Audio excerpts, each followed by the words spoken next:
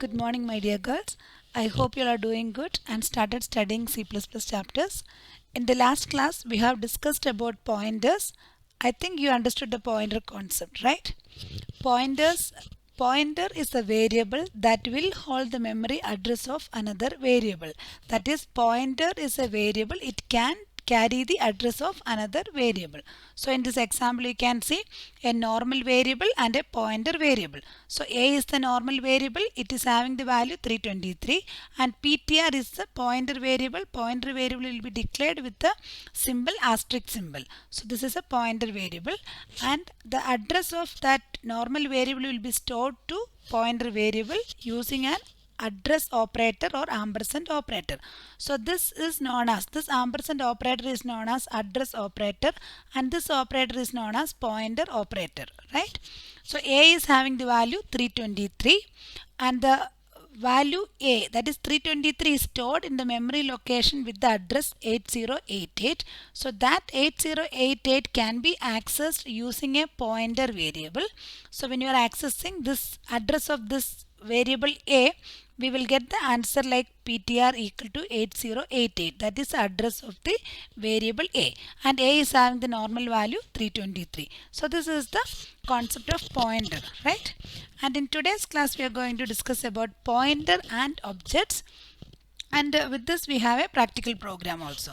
So pointers and object means the pointer which pointing to objects are called object pointers. So when you're writing a program with the classes and object, we need a pointer, like object pointer we need. Okay, so object pointers are used to access the member functions from the class.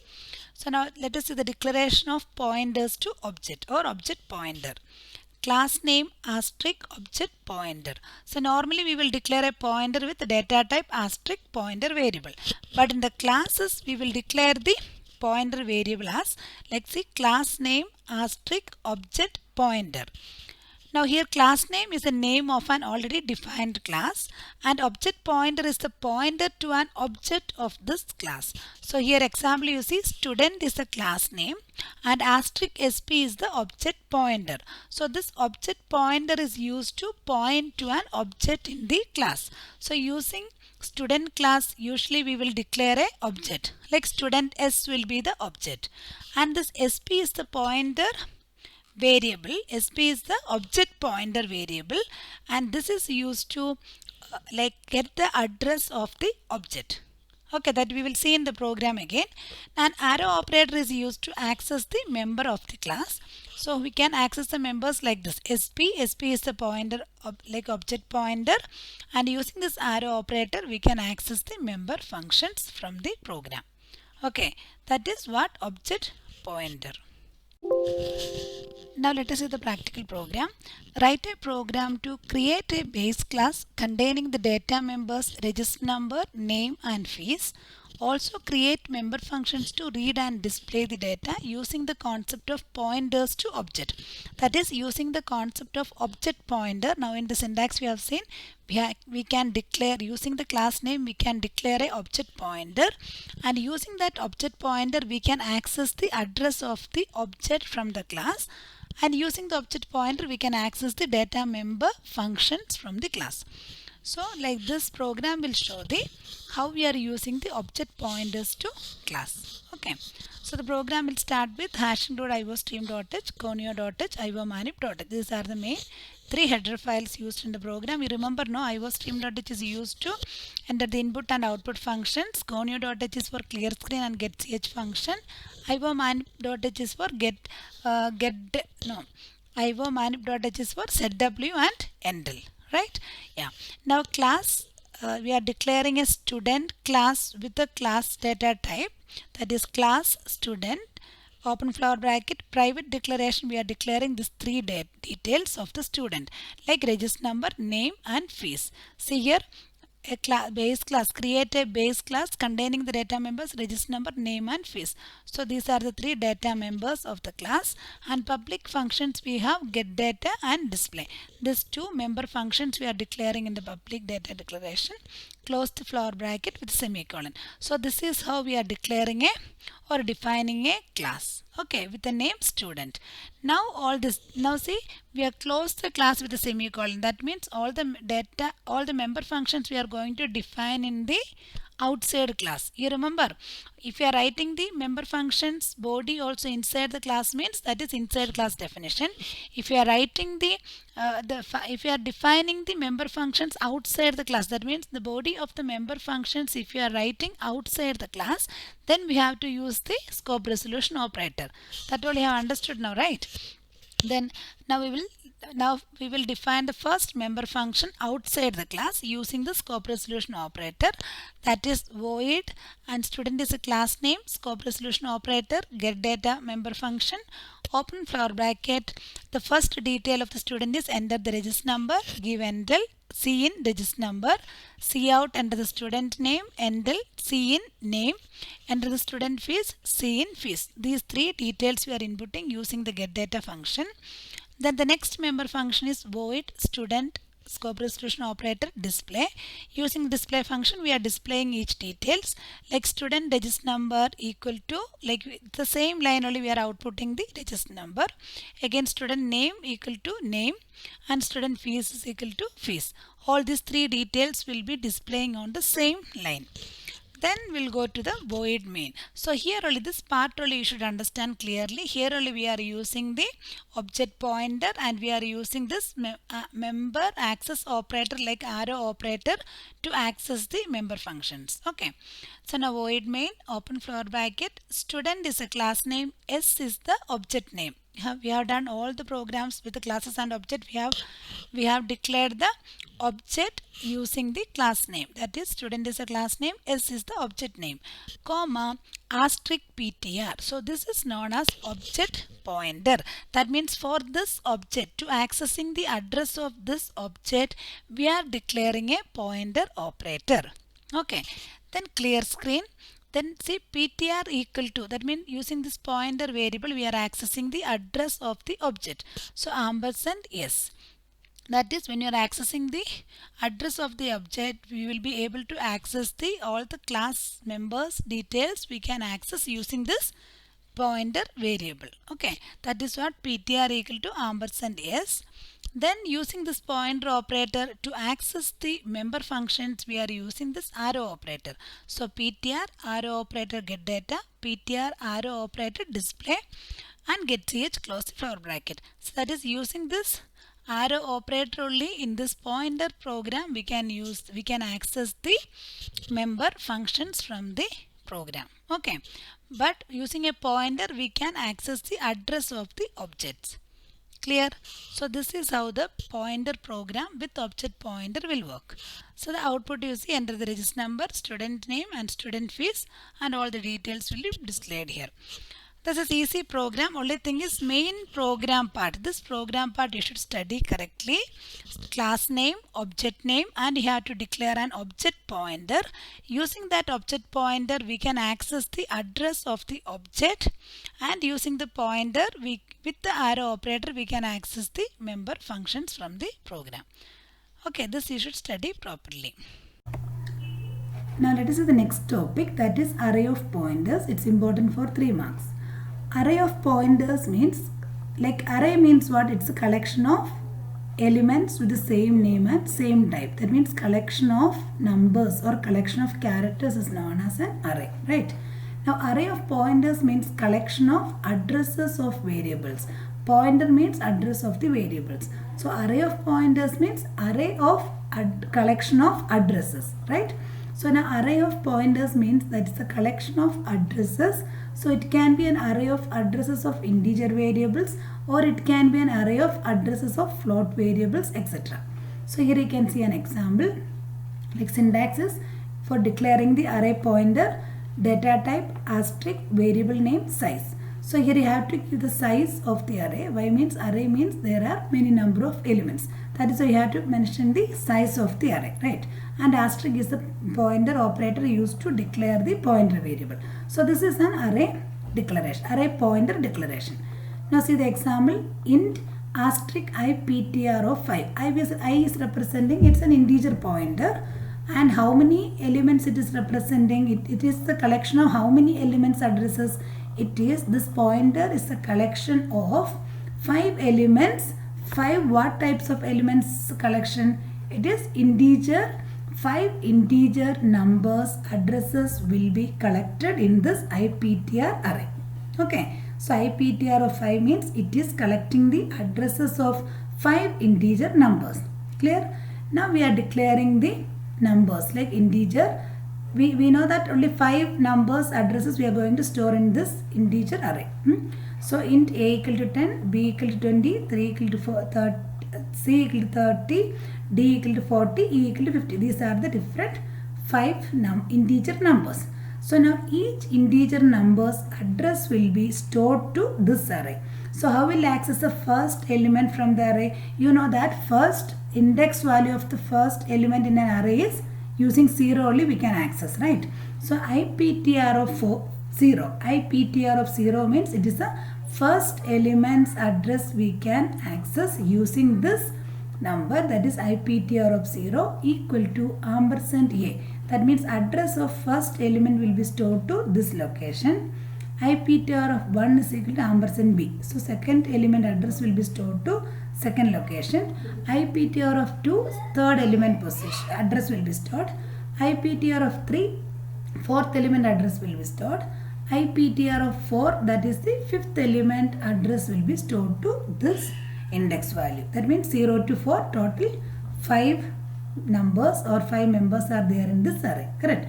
So here each member's address will be stored to these locations. Clear? Now see asterisk IPTR of 0. That means content of this location. Content of this pointer location is the actual element itself. That means it is a pointer, indirection operator or pointer operator. This can be used to access the element itself. So asterisk IPTR of 0 means we will get the number itself. Same thing, asterisk IPTR of 1 means we will get the second location number itself.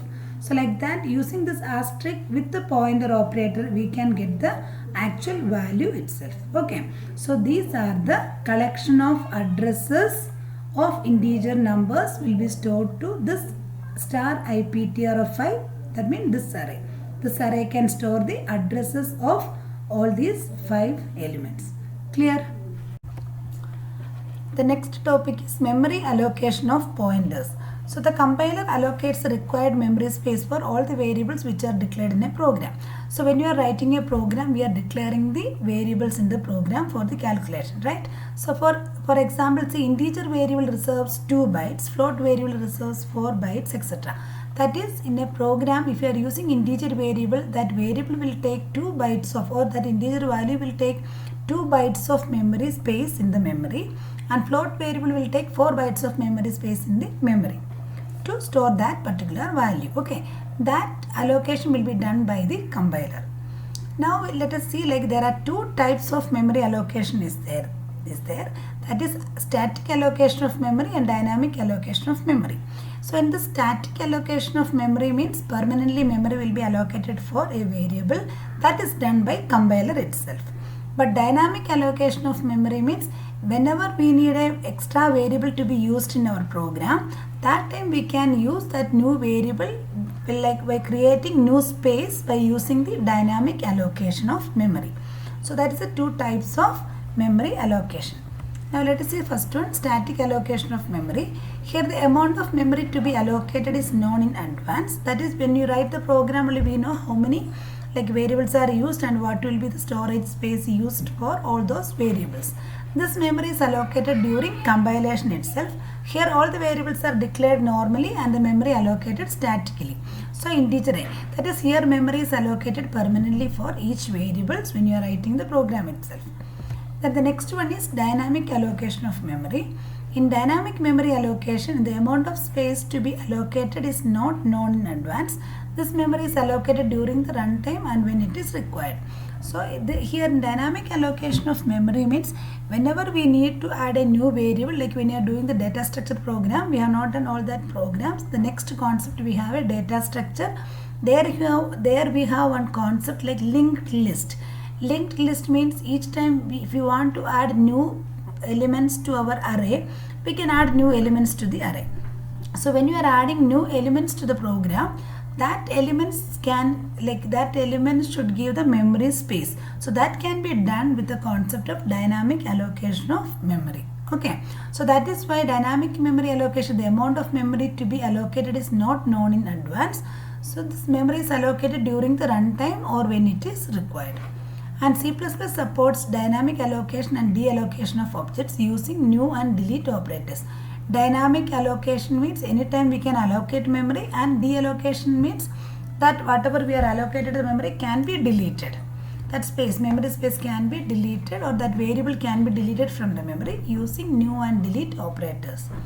These operators allocate memory for objects from a pool called free store. Free store is a place from where we are getting the memory for the program. Now let us see the new operator. We can allocate memory for a variable while program is running by using a new operator. So this operator is used to provide a memory space for the new variable what we are going to use in our program.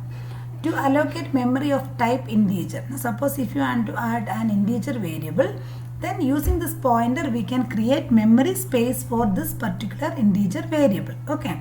For that the syntax is pointer equal to new data type. So pointer equal to new operator we are using. This is a keyword used to add memory for the variable. New variable, new keyword, and data type, which data type we need. The variable what you are going to create is in which data type. So that is the syntax. Then we have to, for the example you see, we have to create a pointer variable int asterisk p. That means we have to declare a pointer variable. Using that pointer variable p equal to new int. That means here p is a pointer variable. It allocates memory of type integer. That means it will allocate memory space for one integer value. That is why new operator is used in the pointer program. Then delete operator is used to destroy the variable space which has been created by using the new operator dynamically. That is, whatever the memory space is created with the new operator, that space will be removed after the use of that particular variable with the help of delete operator. So delete is another keyword. Using delete operator to free dynamic memory.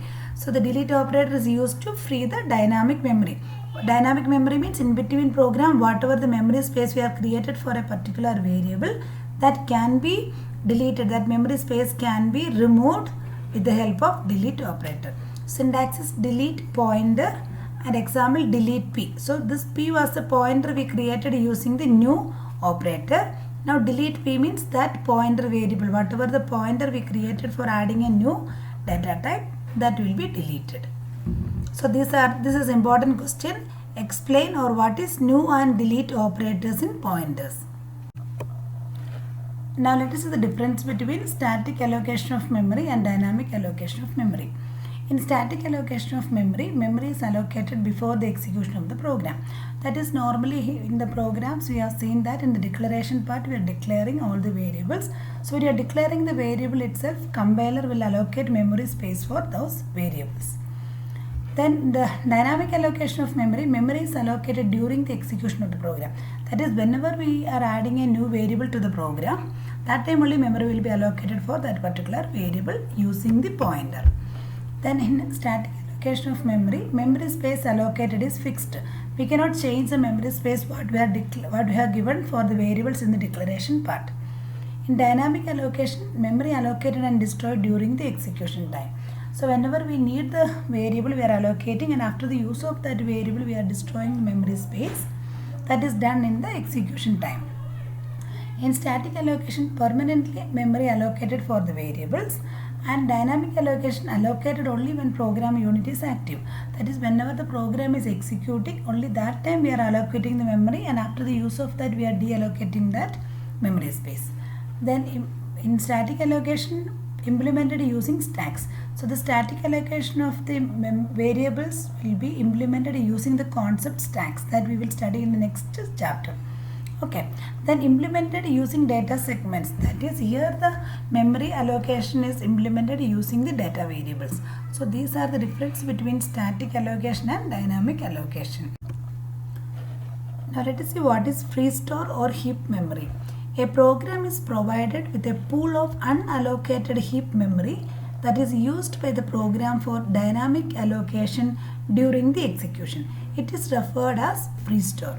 That is, a program is provided with a pool of unallocated heap memory. That is, for the program, for a particular program, some amount of memory is given for that particular program. Okay, and that is used by the program for dynamic allocation. That is, whenever that program need extra memory for any calculation or any other variable, that time this memory can be used, and it is known as free store. Then next is memory leak. So if the objects that are allocated memory dynamically, that means using the free store we can allocate memory dynamically to the variables. Okay. So like that, if the objects that are allocated memory dynamically are not deleted using delete operator. Already we said you whatever the memory we are allocating, that should be deleted using the delete operator. Then the memory block remains occupied even at the end of the program. That means if you are not deleted the objects using delete operator, then that memory block remains occupied even at the end of the program. Such memory blocks are known as orphaned memory blocks. And these orphaned memory blocks, when increase in number, it brings adverse effect on the system. That is, if there are many memory spaces, after using that memory spaces, if you are not deleting that memory spaces from the program, it brings adverse effect on the system. The situation is known as memory leak. Okay. Let us see the last topic, and with this we are concluding this chapter. This pointer, every object in C++ has access to its own address through an important pointer called as this pointer. That is, in C++ program, when you are declaring an object with a class name, so we can access the address of that object using the pointer called as this pointer. So with this we are concluding this chapter. And as I said you, all the 1 marks and 3 marks questions are important from this chapter. And this chapter is very easy chapter. I hope you all understood the chapter. Now let us see the important questions, like what is pointer? Pointer is the address of another variable. And how do you declare a pointer? Now see here, how do you declare a pointer? Using the data type asterisk pointer variable name. This is syntax of declaring a pointer variable. And here you can see how do you initialize a pointer. So given declare a variable with a value and declare the pointer variable. Then pointer ptr equal to ampersand a, that is address of that variable will be assigned to the pointer variable. This is only known as initializing a pointer variable. Then the address operator is ampersand. This operator only known as address operator. It used to return the address of the variable. And pointer operator is asterisk. It's known as pointer operator that returns the value of a variable located at the address. That is, using this asterisk ptr we can access the value of the variable. Now you can see the other important questions for 1 mark and 3 marks. This I had given in the notes also. So please study all these questions, and from this chapter easily you will get 4 marks. Okay, thank you.